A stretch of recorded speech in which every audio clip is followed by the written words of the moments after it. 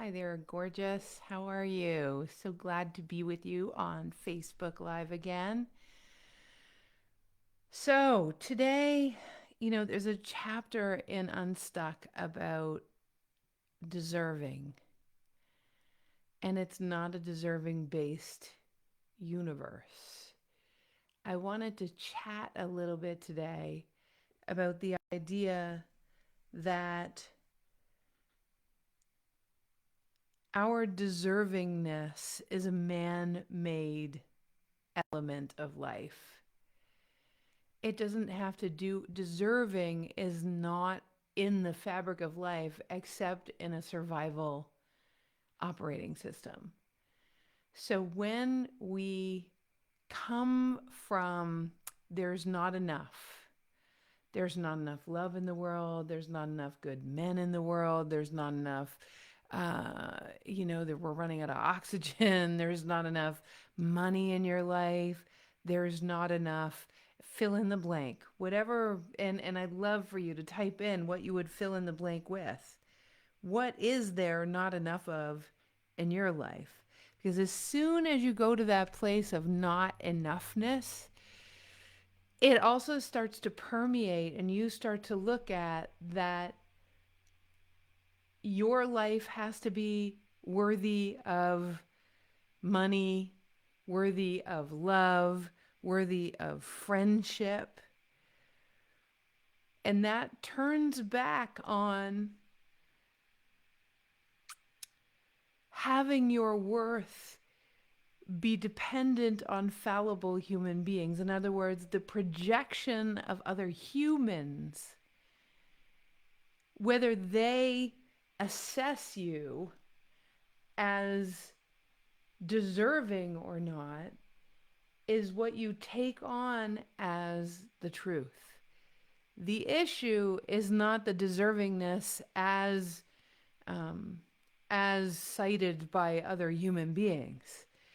The issue is that the entire universe, all of consciousness, that which creates worlds, thought you were you as an essence, not you as your body, not you as your physicality, but you as an essence. It thought that you as an essence were a good idea.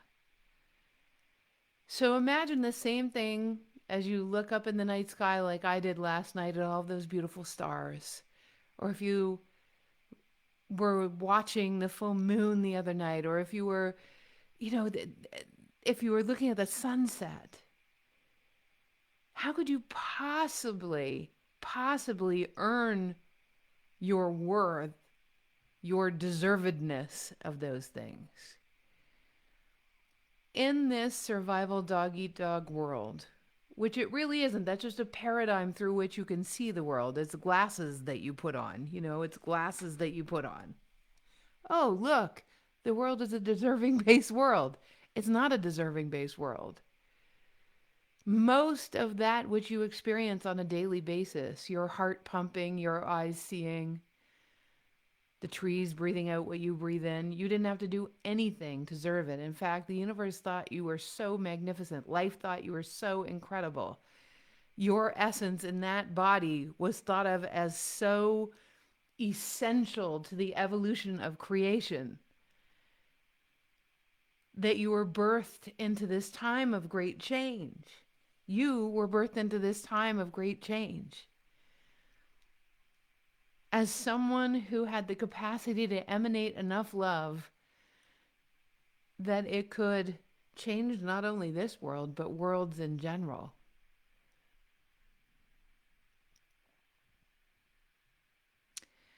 So, deservingness is really the whole conversation of deservingness is pretty irrelevant. Do you get what I'm saying? So as we walk around the earth and we do our jobs and we have those children and we, you know, experience our beautiful places that we work and that we have families in our homes, it's not about being able to work hard enough in order to deserve. Do you do that? I would love to hear from you if you do. Just type it in.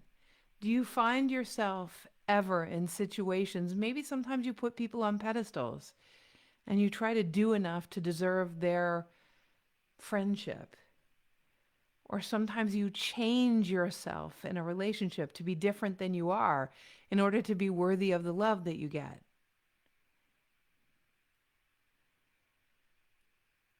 But none of that will shift until you understand. And that's really in the world of,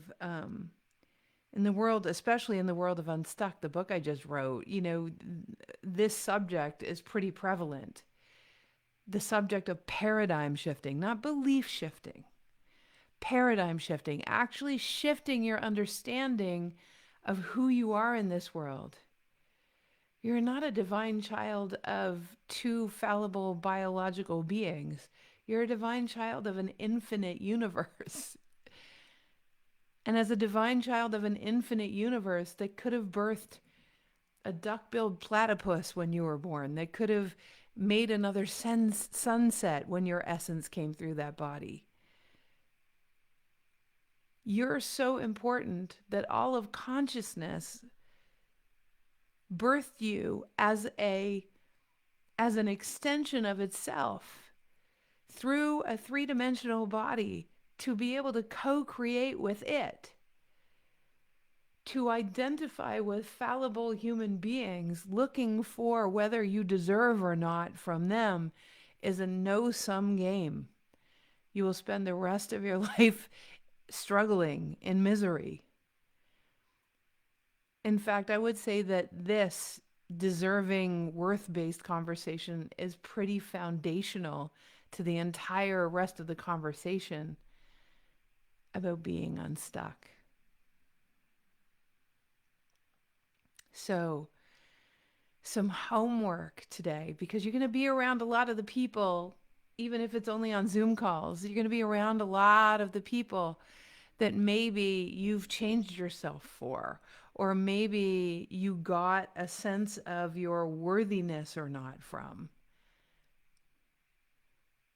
during this season. So you've got homework. I'm going to say it in 1 second. I just thought of something else I wanted to share. And that is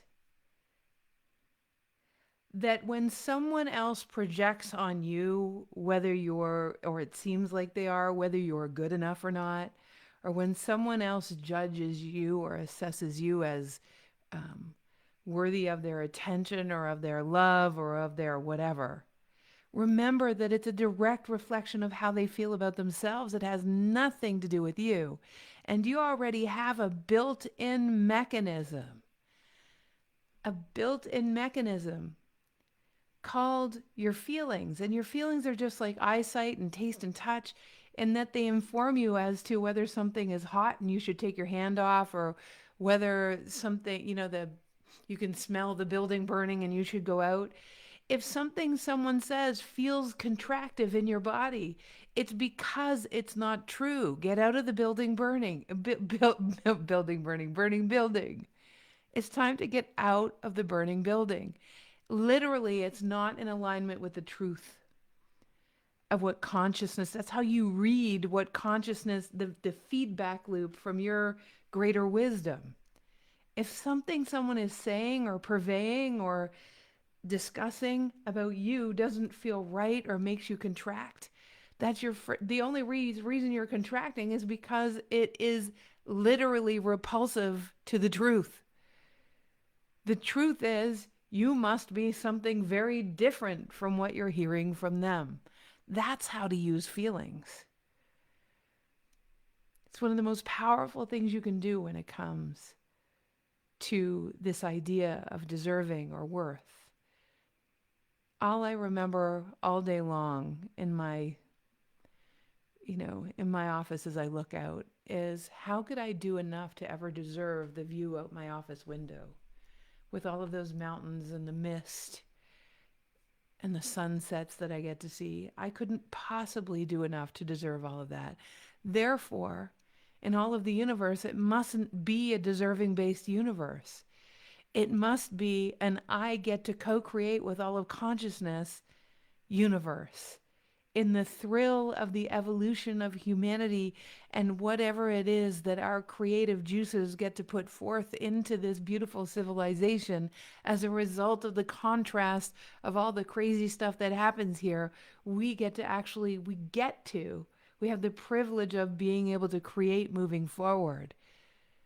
This is not a fighting to get your piece of the pie universe. But as long as you operate that way, it will certainly look that way to you, because consciousness will give you whatever you've got your attention on. So if you've got your attention on trying to get someone's attention to have an outside person who isn't the universe, who isn't as aware as the universe, who's an extension of consciousness, but still a fallible human being. If you're waiting for a fallible human being to feed back to you about your worth, boy, oh boy, that is going to be a very difficult life. So